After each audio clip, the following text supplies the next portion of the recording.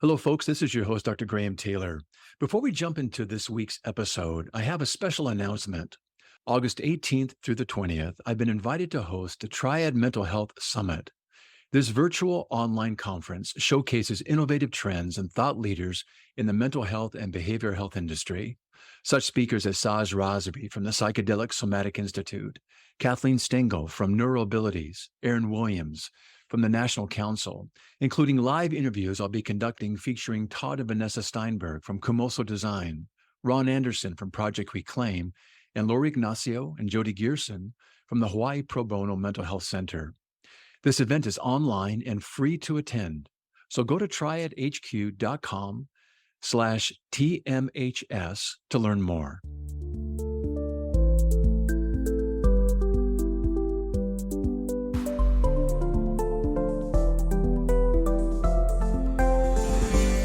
Welcome to Behavioral Health Today, a podcast brought to you by the Triad Network. This podcast is designed to share trending topics occurring within the world and our communities and bring them a behavioral and mental health perspective. Welcome to Behavioral Health Today. I'm your host, Dr. Graham Taylor. My guest today is Dimitri Moraitis, co-founder and co-spiritual director of the Spiritual Arts Institute.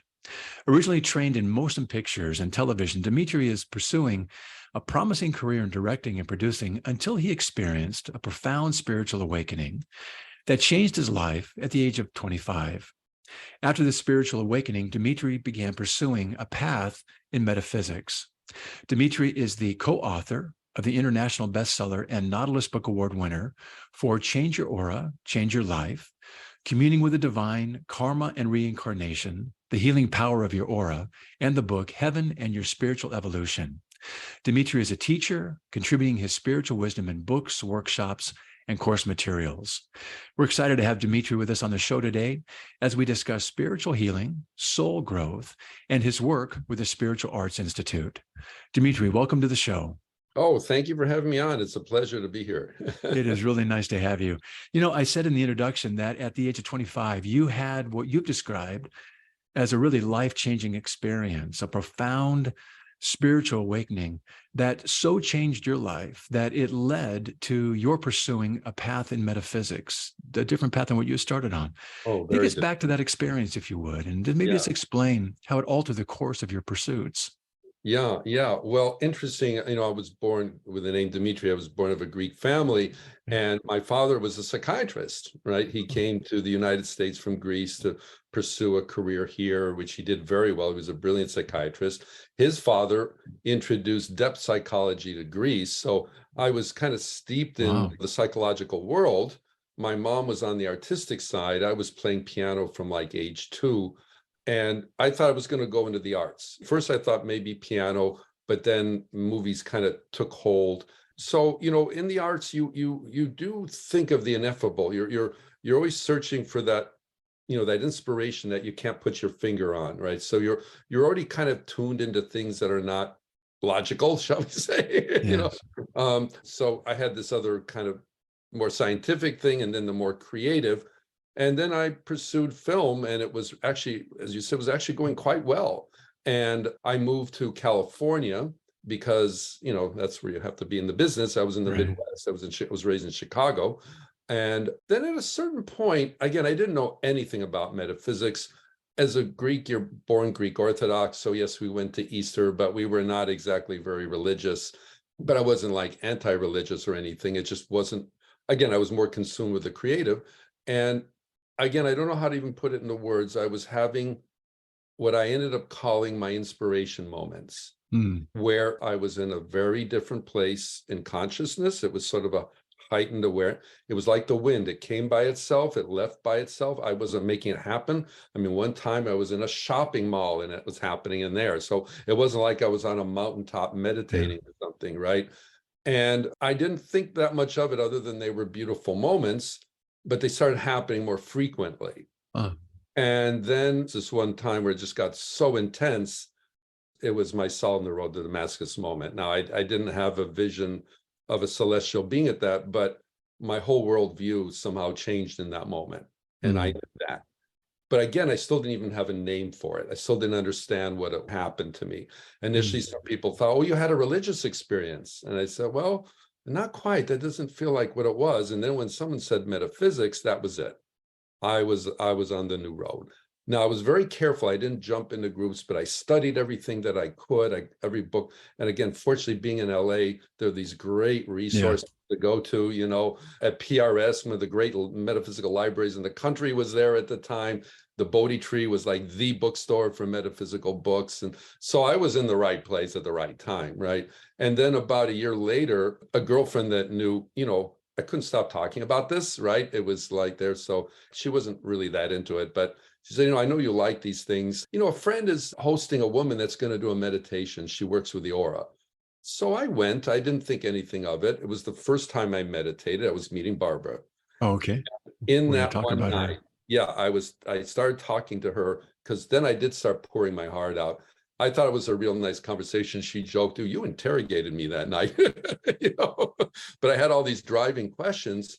After a while, I realized, you know what? She's talking from experience. This is not something she read in a book. And she started to give language to what I was experiencing. She started to make me understand it. And I just said that night, I found my teacher, you know. Very cool. We jumped in right away. And yes, I was very much in the film direction then, but I also started to realize, you know, I like to say film is a jealous mistress. It kind of wants all of you, you know, you have to put all of you into it.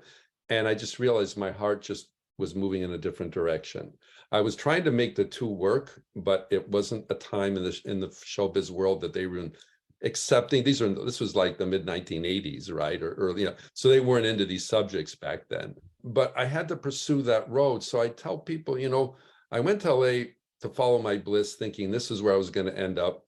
It took me there, but it also took me a different direction. Yes, it did. Don't think the next step in your great journey might be the end of the journey. You know, it might lead to other things, which it did in my case. Yeah. I think that's kind of an important kind of priming message, maybe in our time today, that don't always think that course is going to be the end all right there. Be open. Exactly. Be open to other things being presented. And you were open. There sounded like there was a certain receptivity or attunement that you were in a place, little did you know, and then things just kind of unfolded, including a conversation after attending Barbara's meeting that night. And I want to come back in the show and I want to learn more about her from your perspective. But as we start out the show, I'd like to maybe focus a little bit more on some of the terms that I anticipate us using that is very helpful for our listeners to have a greater sense of terms like metaphysics or spirit or soul.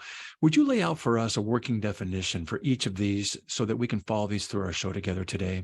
Sure. Because it does change, right? Even the word psyche, right? In the ancient Greek, it meant soul. Then it meant the mind. Now it means, oh, you're psychic with a sixth sense. And the terminology can easily get a little bit confused. Correct. So metaphysics, kind of Aristotle coined that term, meaning after. So what you're really saying in a nutshell is you're studying the spiritual roots of physical life. So in other words, metaphysics teaches that this physical world is, of course, real, but it's not the only world there is. It isn't just atoms and energy floating through the universe in its own way without anything else connected to it.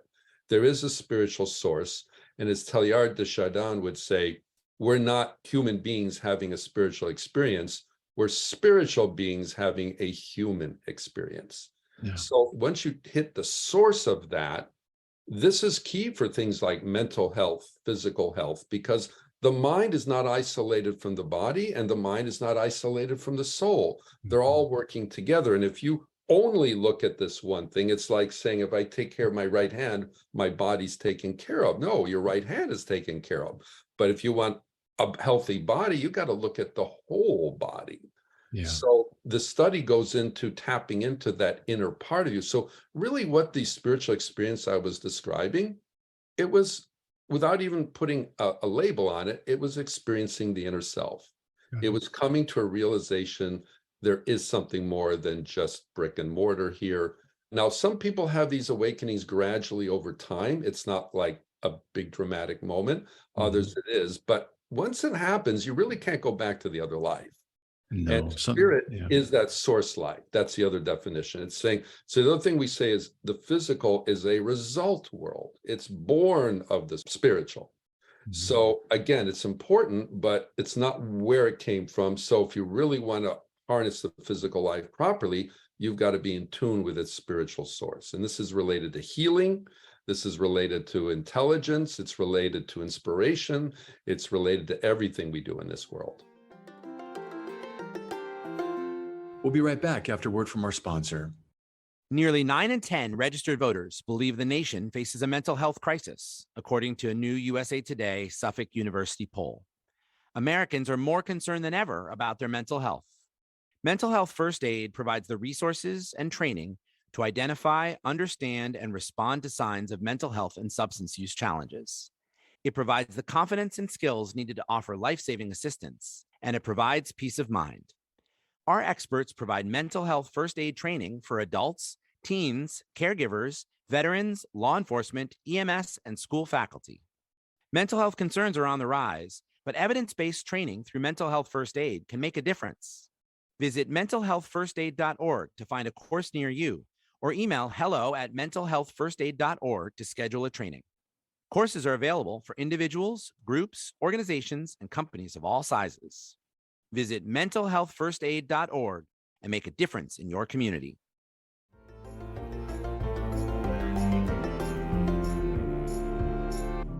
Really good. I want to highlight the idea of source and see if we can't come back to that a little bit here. But I want to take what you're saying around the metaphysics and how this all got started. I know you said you met Barbara. I know that the Spiritual Arts Institute that was created was founded back in 2005. And Right. the intention of this institute is to help folks kind of accelerate through a highly effective practice of meditation, their spiritual understanding and development. And your programs are built on your and Barbara's teachings, as well as facilitated by her extensive clairvoyant experiences over the last, it sounds like 5 decades.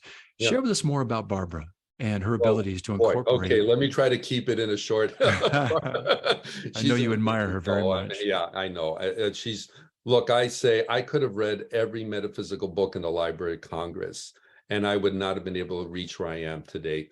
In this tradition, at some point, you need a teacher. You're not going to become a brain surgeon by studying a bunch of books. You've got to get in there, get into the school. The ancient days, they called those schools the mystery schools. In the East, they call them the ashrams. You're dedicating your life to the mysteries there. Now, Barbara was basically born clairvoyant. She was also, actually, she's Greek as well. Her father was a Greek Orthodox priest. He was actually a builder of churches. They would send him around the country, physically building the church, getting the congregation together. Age 3, she was starting to see the auric energies. What are you referencing, just real quick, Dimitri? What are you referencing when you say she's clairvoyant? Okay, so if we're spiritual beings in a physical body, so we're saying we're not our body. Our body is kind of like a vehicle. We use it here for the time that we're on Earth. And then we also say Earth is like a schoolhouse. So this inner part of us has its own spiritual anatomy. And it is possible for everyone has this potential to awaken those inner spiritual faculties. So for example, okay, I can see you right now. I'm seeing you with my physical eyes, right? You're seeing me with your physical eyes. But if your spiritual eyes were open, you would start to see the spiritual aspects of me, my aura, things going on around me that are not happening physically. Now, some people are born with this gift, but it can be developed. Now, it's a long journey, but it can be developed because it's a faculty, it's a skill, it's a talent. Just like Mozart was playing music at age 4, but it doesn't mean if you can't play music at age 4, you can't be a musician. Of course you can, right? It's just Mozart was Mozart, right? So age 3, she's seeing auras, but she doesn't know what they mean. She doesn't know all these colors and energies moving around. But she did say it wasn't always pleasant because of my parents were arguing. I'd see all this discordant energy between the two of them. And it was almost scary. I mean, this is a little kid, right? Then at age 11, she met somebody that could see the aura too. And this woman was a hermetic scientist, her mother, grandmother. She had these handwritten books, and she started privately teaching Barbara. And she said, that's when I started to understand, oh, you've got lemon yellow around your head. It means you have a really strong intellect. You have a really good mind. Or you've got the pink. It means there's a loving nature there. So she could start to interpret it. She came to LA. interestingly enough, she got involved with the showbiz. There's a great story with her and Cecil B. DeMille, which you may have to say for another time. But then she got the calling, saying, no, your destiny is not movies, it's metaphysics.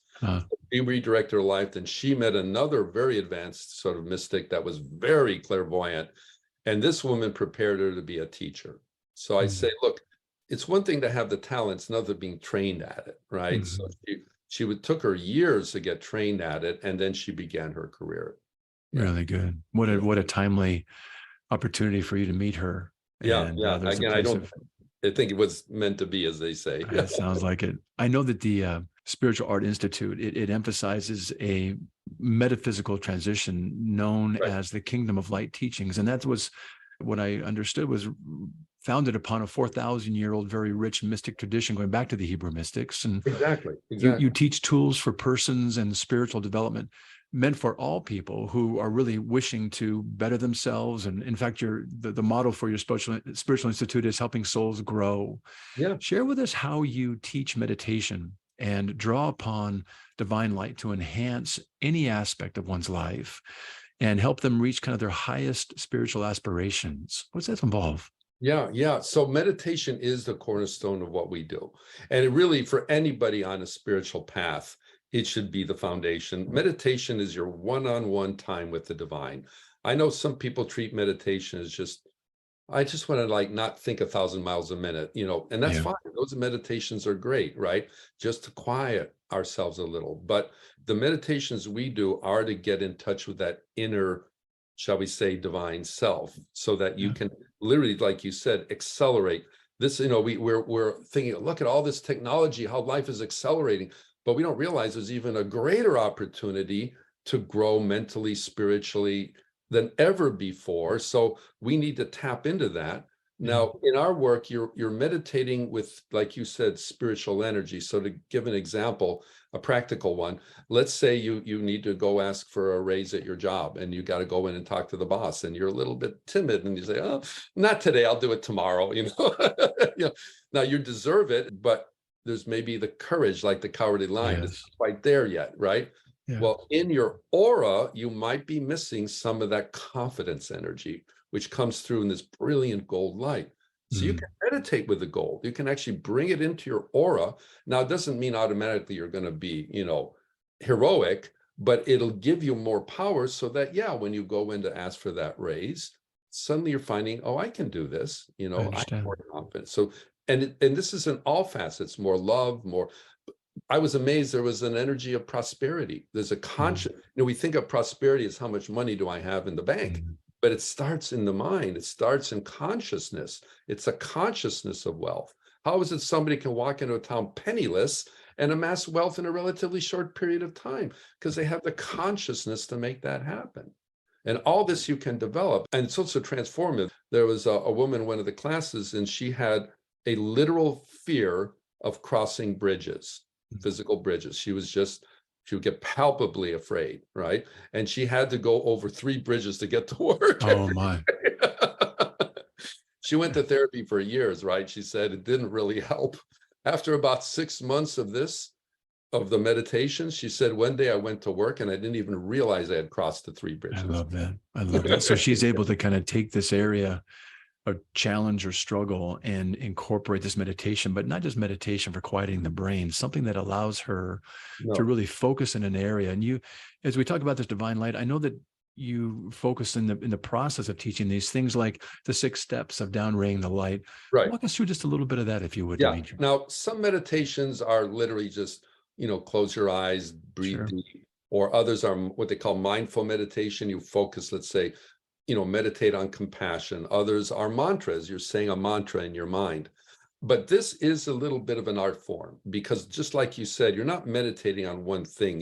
You decide, okay, today I'm going to work on my fears, or today I want to build more calm. You make a decision even before you step into the meditative experience. What aspect of your life are you going to focus on today? And then there is a technique for bringing in the actual light. So number one, you do have to relax. You can't be mad as heck and say, okay, I'm going to meditate right now. That isn't going to work, right? So you have to chill out. If you have family, you have to tell them, look, please, for the duration of the meditation, don't interrupt me unless the house is burning down. Okay, don't ask me to start your Wi-Fi because it's not working. I'm in my meditative space right now, right? And then we do ask for this, because when you're meditating, you're opening to receive. Prayer is a petitioning, it's a connecting with the divine, and meditating is a receiving. So actually what we do are meditative prayers. Well, you have to open to that. So we do ask for you envision a protective energy around us. We don't realize sometimes how much we're getting bombarded by energies of others around us. And just not letting that in so much is also healing all by itself. And then in our work, we do work with the chakras, and there's sort of an aligning with that. And then you actually go into the meditative process. We call raise the consciousness and call on the energy that we're working. And the meditation itself can be so exhilarating because once these energies are coming in, I used to call it when I started my click moment. So you kind of go through the steps and, okay, I'm feeling it sort of, then all of a sudden it'd be this click and you'd be in a whole different space, right? I get it. And then, I'm leaving this meditation different than the way I started in my consciousness. Really And good. then the very important thing when you're finished, you have to apply it. You can't just say it's done.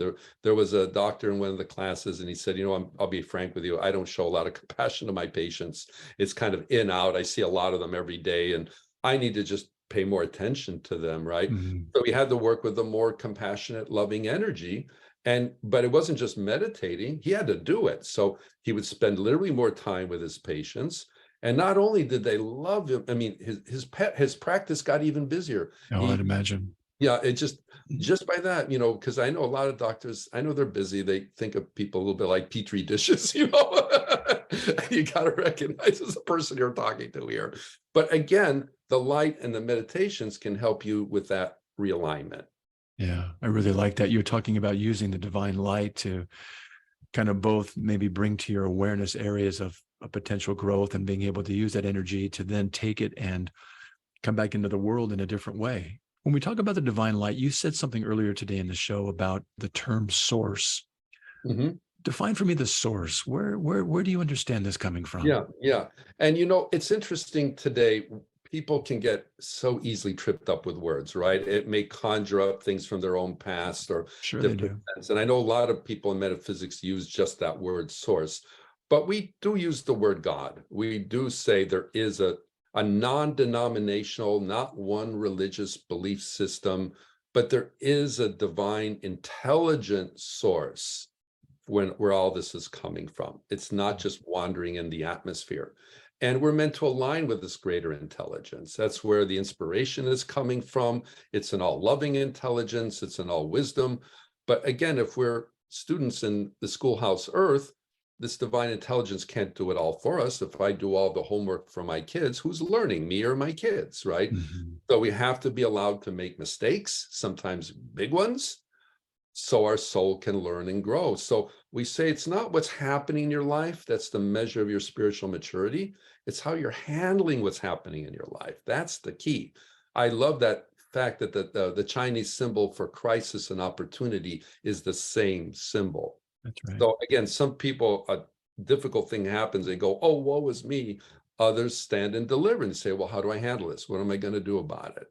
And look, if you have one of those, oh, woe is me moments, don't wallow in it. Just get back up again. Say, okay, I got knocked down by this, but I'm going to stand back up again. I would imagine, your presence and Barbara's and also probably the group aspect of this at times is a really supportive opportunity for folks that, when they are falling down or when they are kind of challenged with things, to have other people kind of spotting them through that time. Great. Oh, what a great word, spotting them. That's absolutely true. The community, we're fellow spiritual travelers and we're meant to support each other. I tell people, look, the bonds of blood run deep, but the bonds of spirit run deeper. So when we're in fellowship, not because we were born in the same family, we're in fellowship because we're sharing kind of the same vision of where we want to go. And yes, it's very important because it's true. Sometimes people on the path, I mean, I had that experience. I had a very loving family, but no one understood what I was going through. It helps to have support, absolutely. And we get a lot of support. By the way, the classes we do are online and in person, right? So you can join from anywhere in the world. And they are joining, which is fantastic. That's so good. right from Japan or Europe or, yeah. I know that the meditation just itself has some terrific research, Oh my God. just phenomenal. But I want to find out, what are you noticing the benefits of meditating with divine light include? What's the unique aspect of that being added? Well, my gosh, almost any aspect. If you're sincerely applying, now again, like anything, if you're just walking through the steps and not doing it, or you're mixing it with 50 different other practices, well, why are you surprised you're not getting the results you want? Right. But if you really are doing it, first of all, there's usually a greater sense of confidence, a greater sense of, okay, I have a challenge in my life, but I know how to handle it. And of course, the actual results. Okay, I was frustrated here, or I didn't know how to handle this, or this was going here, and suddenly I am handling this. Now, in my own life, I did notice an increase in my creative energy flow. I was just, ideas were coming in stronger than ever before. So even though I didn't end up going in a movie business career, the creative energy was getting stronger. So yes, we say you don't have to see the aura to work with it, but by working with it and seeing the results, that's the big change. And there's nothing better or satisfying than, when you truly strengthen a part of your character, there is something very satisfying about that, where this would have triggered me like nothing else even a year ago. Now it doesn't even bother me. Yeah. I had a chance to read some of the testimonials on your group, and people are talking about just a greater sense of self-reliance or self-confidence, the ability to release, some past traumas or, some negative habits, or just their own sense of accelerated development of talents and abilities, which you're mentioning right there. And also just kind of a different sense of not just themselves, but the harmony that they experience in relationship with other people. So there's some really great takeaways from this, aren't there? Absolutely. Absolutely. It's mirrored. Well, again, it changed my life forever. I made this not only a practice for me, but in my case, it was also a career change. I realized, oh, this is the career I'm meant to be going in. And I have to say, been doing this for 40 years now almost. And I was thrilled at the beginning. I'm more thrilled today. So there aren't too many things. It's like a relationship, right? You marry the right person, it actually gets better with it. That's right. That certainly does. You mentioned your programs now are both online and in person. And I know you have a number of programs for spiritual development available. Share with us some of the programs with us and what folks could expect if they were to enter in and be a part of them. Yeah. So our core program is the 7 Spiritual Arts program. Okay. Now, again, we know the 7 liberal arts, right? Really what the liberal arts are meant to do is teach us how to think, right? How to critical think, how to use logic for any situation in our life, to be able to approach it mentally from a healthy point of view. Well, the 7 arts are doing the same thing spiritually. So you get these 7 different areas of study. There's actually 11 courses related to that. And each one is focusing on a different facet. Meditation is the foundation of it all. And you're empowering. And I have to say also just the worldview, it's like we're wondering, what is the worldview today? What is having a clear picture of the worldview is empowering all by itself. Now, it is about a 2.5-year program, because I do say metaphysics is like learning a language or learning an instrument. You're not going to learn French in a weekend, right? I don't care how smart you are. I know with AI, maybe you think you will be able to, but really speak it. No, it's not. You need time and immerse yourself in it. Now, we have an entry course called Change Your Aura, Change Your Life, based on the book you mentioned. And that's 6 weeks, and that gives you the basics of how to meditate with light. So by the end of the 6 weeks, you have the foundational tools. And we've been doing that course for, again, over 20 years. And it's the signature course of the whole institute. Very good. I know you have a number of stories in your 40 plus years, and Barbara's as well. But is there a story that kind of stands out to you of, hey, there was a guy or a gal that came in and here's what they presented, here's what we saw, and here's what they walked out with, or here's what they're experiencing in their life right now? Any hallmark story? Oh gosh, so many of them. I'd imagine. I think the hallmark ones tend to be the dramatic. Again, sometimes, you don't have to be dealing with a severe tragedy or a life-threatening disease, but when you do see those changes, that is kind of shocking. There was one we put in the healing book. A dear soul came in, with a brain tumor. Right now, I'm careful here when I say this story. It doesn't mean automatically you work with a light you're going to have exactly the same results. But it was inoperative, right? It was deep in the head. Now, she had some natural clairvoyance. She could see the energies coming in, and there was a lot of work done with her. And she had this unshakable confidence that I can, conquer this. And I think it was 6 months later, she went to the doctors for another MRI, and, their jaw dropped, that the tumor was gone. Yeah, that's a lovely And, story. again, I came from a medical background, right? I followed this. This was no, put up job or anything. And Yes. I already was convinced, but after that, I really started to realize, holy cow, this is really serious. Another case, oh, it's such a sweet soul. I mean, just the absolute most abusive childhood I've ever heard of. I didn't even think parents could ever behave like that to their children, right? And she, was so traumatic. She ran away, basically. And then to deal with it, she literally got amnesia, right? She just forgot the whole thing happened. Of all things, she was working in a mortuary for a while, and she just couldn't get over these severe depressions. And she went to a psychiatrist, and it all came up, right? And it was just too much for her. So God bless her, she tried to commit suicide. Thank God she didn't succeed. And somehow she wandered into some of the healing things we were doing. And I have to say that first day, I didn't know her background at that time, but I was the conduit, and I had never felt the healing power like that for her, never before up to that point. And it was a while, but what really started to heal her was getting the light in there. And she pulled her life back together. She remarried. I mean, it was just, and then she had this amazing voice. There were all these things that were able to kind of bloom again, that were there. And I just thought to myself, gosh, if you can overcome that, there's nothing you can't overcome. Yeah, those are great stories. I know that for listening to the show today, a number of our listeners might be interested in kind of pursuing something along this line.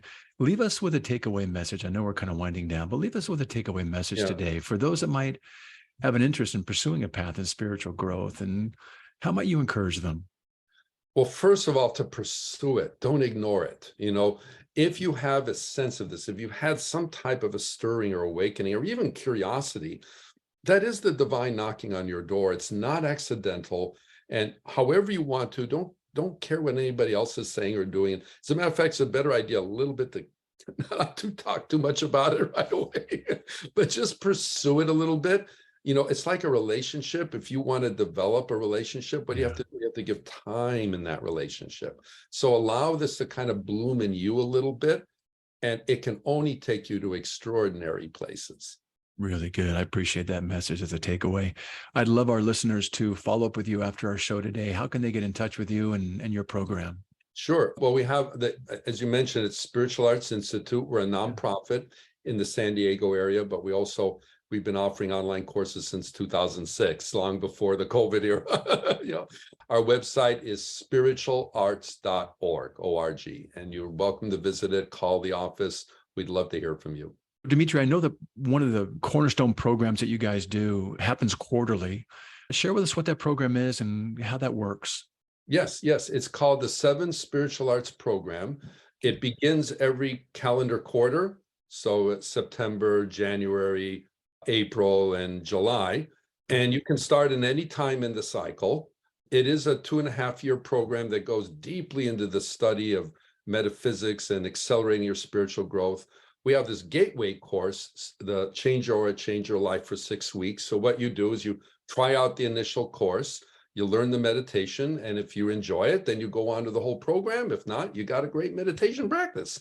Really good. Well, Dmitri, thank you so much for being with us today and for sharing with us the transformative experiences that you're helping people have. And I really appreciate our time today. Thank you. Oh, thank you. I appreciate all that you brought. Yeah. Nice to be with you. I also want to thank you, our listeners, for dropping by and joining Dmitri and me today. It's always great to have you with us. Regarding our episode today, I want to remind you that it and its resources and all of our other episodes can be found on our webpage at triadhq.com/BHT. Thanks again for being with us on the show, and we'll look forward to having you back with us next time on Behavioral Health Today. We appreciate all the support from our community, and if you like our show, one of the best ways you can support it is by giving us a 5-star rating and leaving a review.